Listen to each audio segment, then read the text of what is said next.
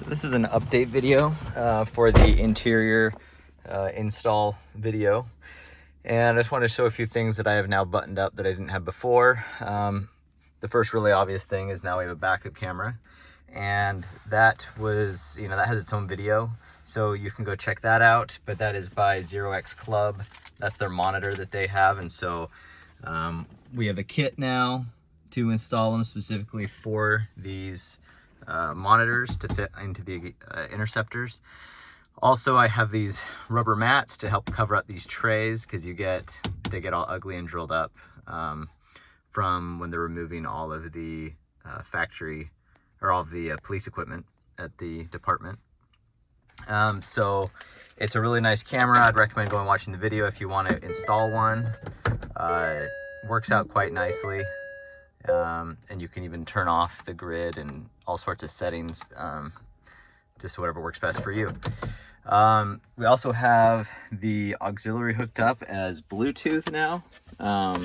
So we have our Bluetooth hooked up in there. They also have an individual video about that.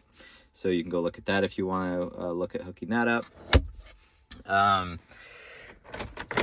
Let's see. So one of the big things I wanted to show is that you may have remembered that I had a video for the center consoles, and it was showed that I vinyl wrapped with like a carbon fiber effect vinyl to cover up the lettering. It says like park, neutral, shift, or the manual shift, all that stuff. But it just really did not look very good. So I went through a half a dozen different types of vinyls trying to get the right color and material, and I finally nailed it. And so I'll post the link to this in the description. I bought it off Amazon, and it's a 3M vinyl, so it's really good quality. And I just watched like a 10-minute video on how to install interior trim, and I think it came out really nicely. In fact, I think it looks factory now. So I highly recommend this if you do the console install. Another thing is now we offer the deeper pockets because they're a lot more convenient for putting your phone in. To give you an idea, they're pretty deep pockets. This is a 4.8 inch depth, but then I also offer the 1.5 inch depth, just as always, which is still a really nice look as well. Of course, we got a laser cut rubber mat in there. Underneath it, we have our fuse box, which is handling all of our electronics, and it's just quick access by pulling up the pocket on the console. So those all have their own videos. I won't dive too far into those. We've got our interior lighting all hooked up, which I don't have a video on, but it's pretty straightforward. I do show how to wire it up, but I didn't show actually installing it. So in the console video, I show how to wire that up, but we've got our interior lighting in here, and we also have it in the back, which I'll show you in a second.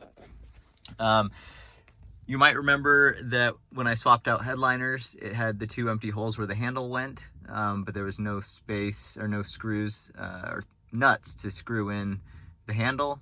So those are 3D printed plugs that fill that spot. I'm not going to list those up on my website, but you can, if you need them, you just reach out to me and I'll hook you up. So those which help tie that together quite nicely. We've got the floor mats now, which I think look great. I've got a review video on those. And the very last thing is, so there's the interior lighting. In the console install video, I mentioned this panel and that it can be used with USBs, but I did not have them installed. Also, I've neglected to mention that there are 2 differences between 2011 to 2015 and then 16 to 19.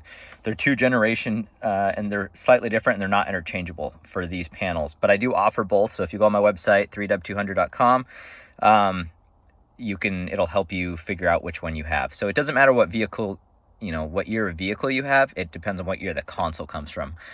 And then so these USB are just some, pretty simple ones off of Amazon that have USB-C and USB.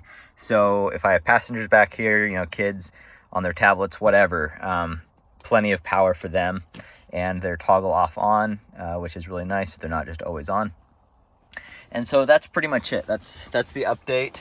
I don't have a ton more stuff I want to cover, although I will be playing around with remote start, and I'll be making a video on that if I figure it out.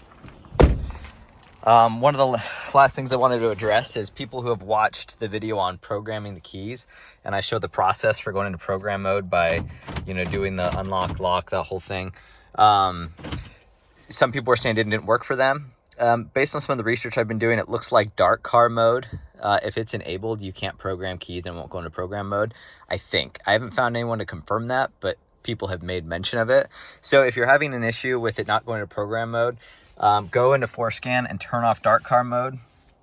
If it still doesn't fix it, I don't have the answer for you, but anyway, that's what I would recommend. Another thing is that in this switch install video, I did not mention that in order for the full functionality of the auto headlights to work, you need to pop off that cap, and it should have the wiring underneath it, and there's a daylight sensor in there.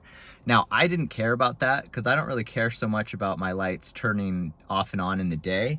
I care more about that whenever I turn my car on, the lights turn on, and whenever I turn my car off, the lights turn off without having to manually do this, so I don't forget them on. On my local highways here, it's a law that even during the day you have to have your headlights on, and it's easy to forget to turn them on.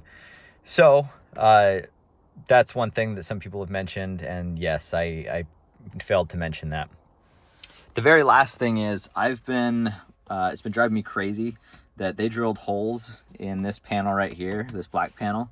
If anybody has a spare one of these that they want to sell me, let me know, and you know, send me a message or post a comment.